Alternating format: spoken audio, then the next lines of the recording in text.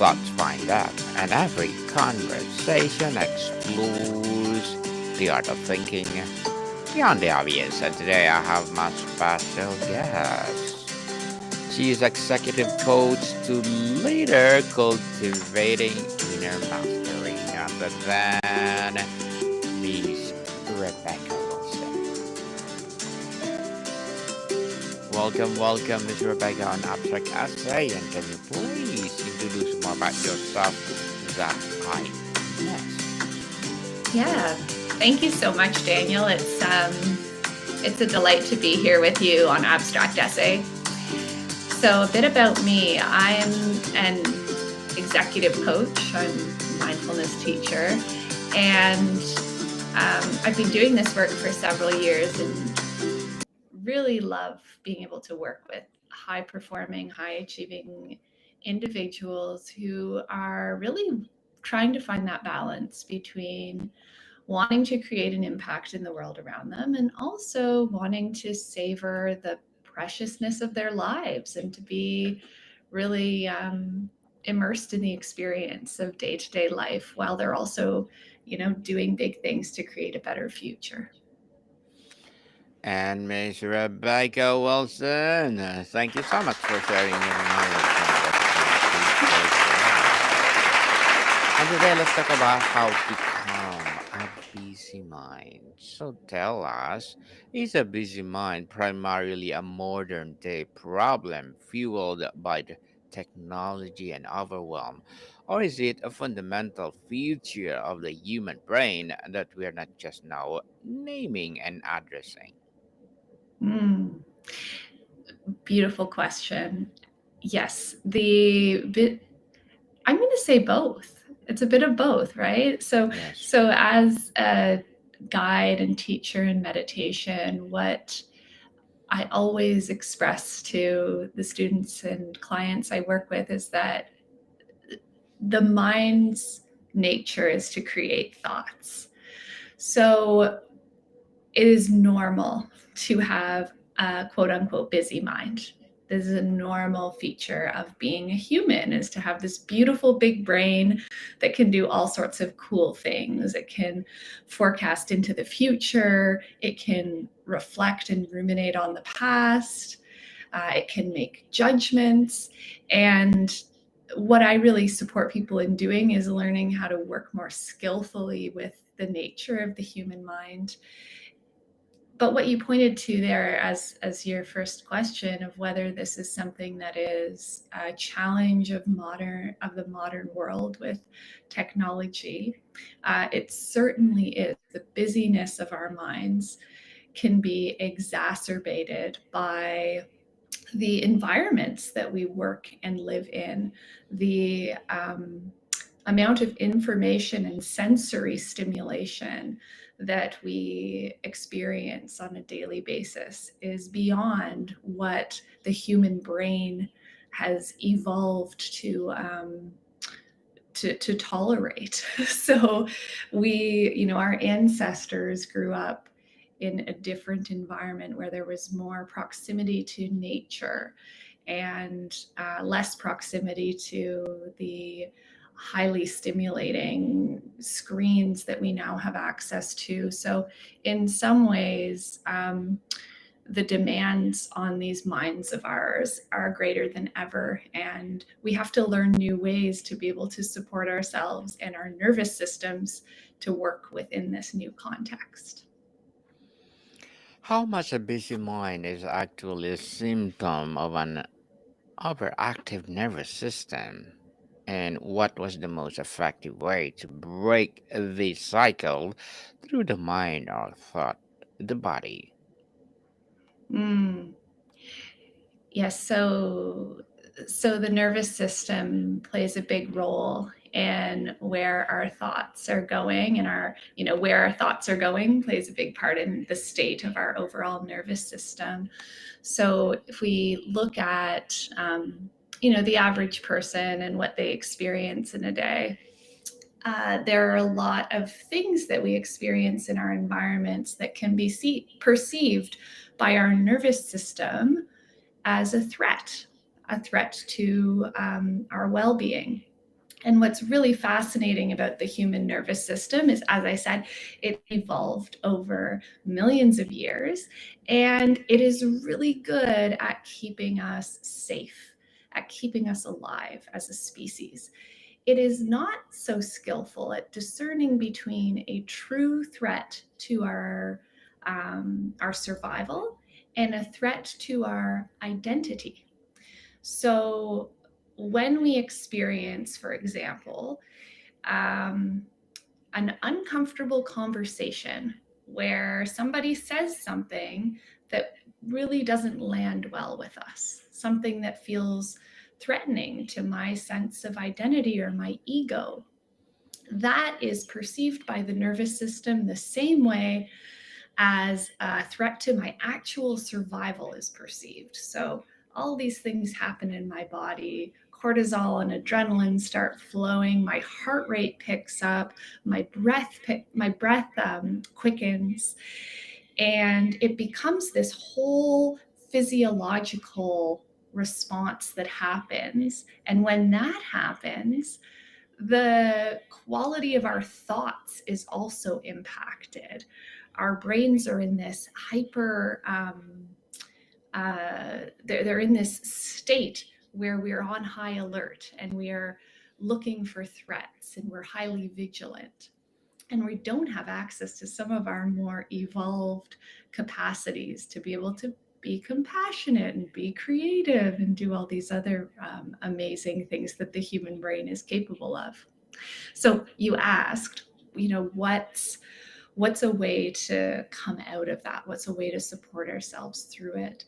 And we have this ability to support ourselves in a couple ways, and it's through the body that we can do that because of this mind-body connection, which is very powerful through the nervous system. So when we're in that state of threat, when our brain is registering, I'm not safe because, I got an email that triggers something in me, or I saw something on a screen that makes me fearful and I'm suddenly fearing. For my nervous system registers that as a threat to my survival. What we can do is we can come back to our body. So one way to do this is to slow our breath. So to practice actually slowing down, in particular, the exhalation breath. And as we do that, we start to signal to our body that we're safe. And as we bring our attention from the busyness of the thoughts into the body, we start to feel more centered. The thoughts don't go away, but our attention is in a different place. Our attention is in the body. And we're reminding ourselves, I'm safe. So slowing the breath is one way. Another way is to just bring awareness into, say, the feeling of your hands. So I'm rubbing my fingertips against each other right now. And just bringing all of my attention into this physical sensation signals to my nervous system, okay, I'm here in the present moment. I'm safe.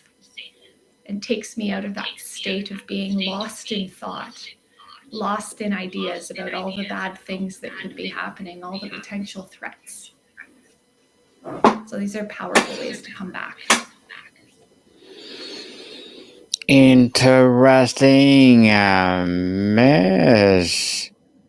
And what is the brain actually trying to do when it gets caught in a loop of anxious planning, reshaping or rehashing a past conversation, or creating a worry-based to-do list? Is it trying to protect us?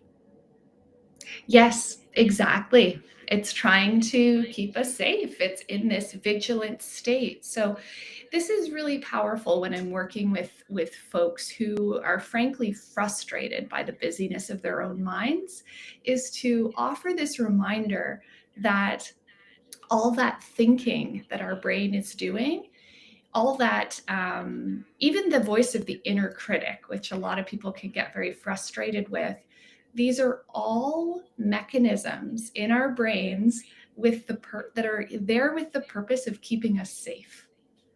So they're learned, conditioned responses. If I think far enough into the future and if I anticipate every possible thing that could happen, then maybe I can stay safe. And this is where there's power in helping ourselves and our nervous systems recognize that we can find a felt sense of safety in our body in the present moment, so that the nervous system and the brain start to go, oh, it's safe to just be here. It's safe to take a pause and take a long breath and sip my coffee. I don't need to pre-plan all the next 47 steps of my day. I can just be in this moment and I can be okay here in this moment.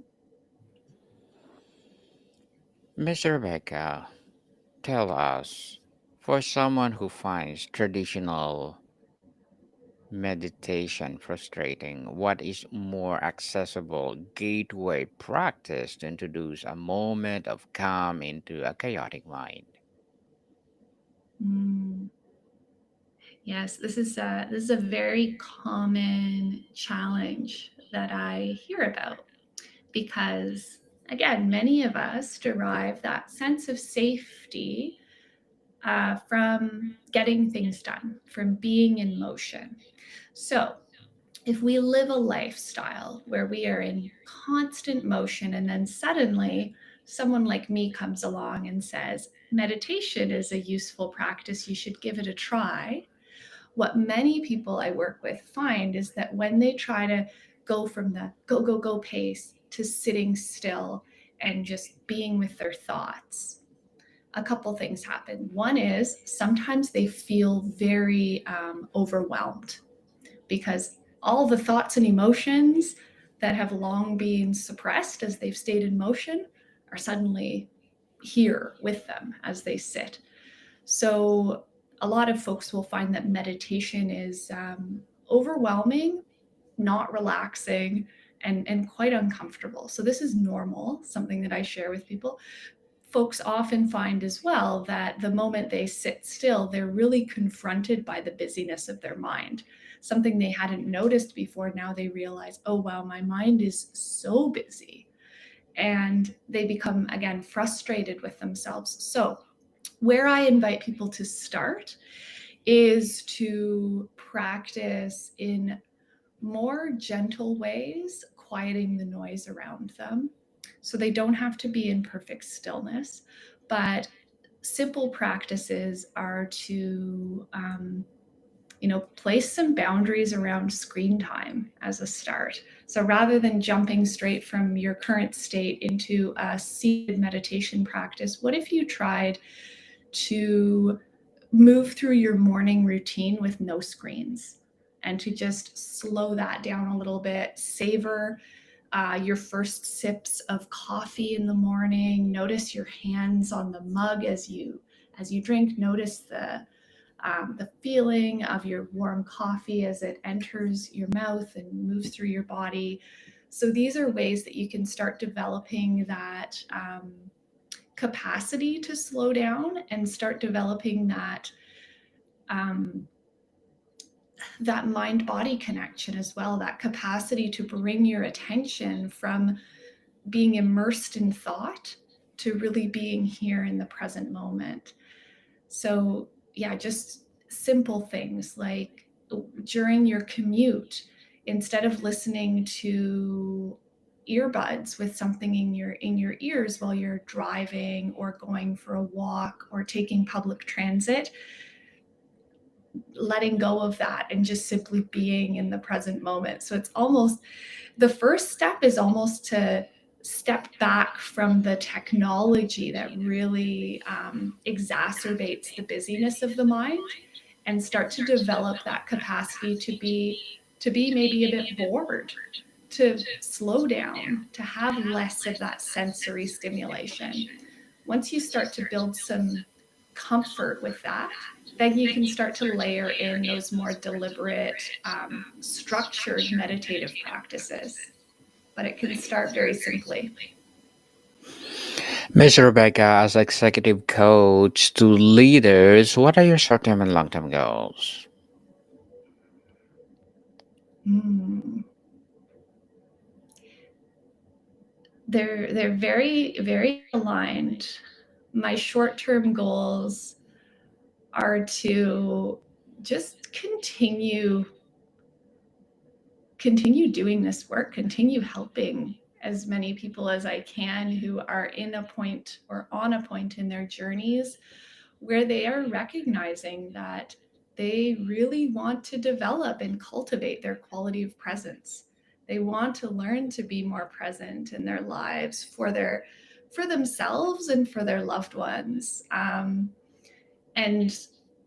I truly just love being able to work with people in this way, and love to see the wins that they get as they're moving through things. And the wins are often very, they seem subtle, but they're life-changing in their subtlety.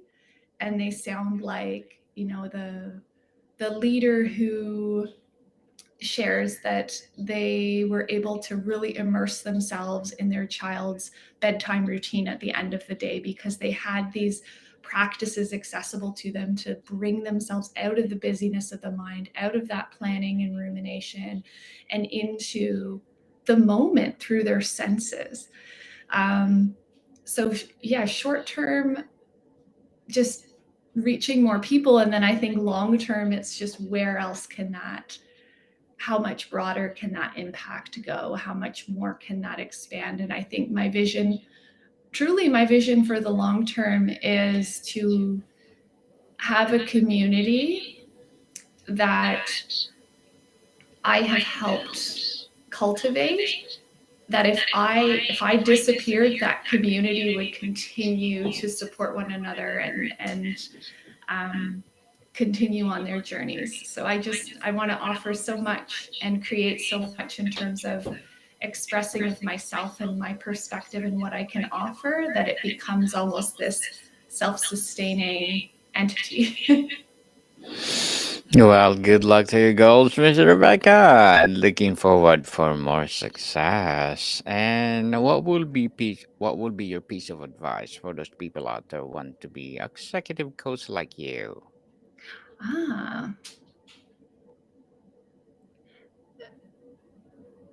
Patience, I think, would be my piece of advice. To trust that place within you that knows what work and what type of clients you're most lit up by, most inspired to support. And to trust that by being genuine and anchoring into a place of service and care around how you support people, pouring into your clients, that the right people will find their way to you. And I think there's a lot right now in the coaching world around like needing to market and needing to hustle. And I also think that for folks who are really, say, heart and soul led and doing deeply transformative work with folks, what I've learned is that there's a magnetism to the work, and it's bigger than me as a coach. It's the lineages that I rest on, the lineages that support my work, that people who are in this mode of seeking deeper wisdom, seeking deeper presence, they're drawn to it. And as long as you're putting out the signal by sharing authentically, they'll find their way into your world. Thank you for that advice, Mr. Rebecca. And what is the most common piece of recommendation in a busy mind that you find actually unhelpful or counterproductive?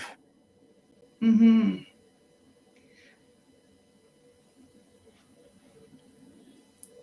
So I'm going to say the most common misconception that I Yes. hear that's unhelpful is that some people are just not made for meditation. Like it's just not some people's thing. Like I'm just busy minded and that's just the way I am and that's the way I'll always be type of narrative that I hear a lot. So this is maybe less of a recommendation and more of a limitation that I commonly hear is folks just believing that mindfulness or being in the present moment is not for them for some reason. And I find that a really frustrating, limiting belief that many people hold because they sort of write themselves off from being able to quiet their mind. They'll say, oh, my mind's different. I'm not able to have spaciousness. So where I would invite people to go again is to shift that narrative from like, maybe you just haven't yet found the approach or the style or the practice that meets you where you are, and to not write yourself off as being in some way incapable of quieting the noise of your mind, because I believe everyone is worthy of the gift of being able to relax into their lives. Relax indeed. And Ms. Rebecca Wilson, thank you so much for sharing your knowledge and wisdom to the world. So can you please invite our listeners to support your advocacy, your business, or whatever projects that you're doing right now? Yeah, so if what I've shared has been helpful, would love to invite folks to check out my website, www.arborvida.com. That's ARBORVIDA.com. And you can learn about all my programs or subscribe to my free newsletter. I send out lots of resources and insights a couple times a month. Yes, people, let's support Ms. Rebecca Wilson, because if you support her, for sure, more and more empowering advocacy to come. So, Ms. Rebecca, thank you so much for your time. Thank you so much, Daniel. It's been a pleasure to be on the Abstract Essays podcast. More to come, people. See you soon.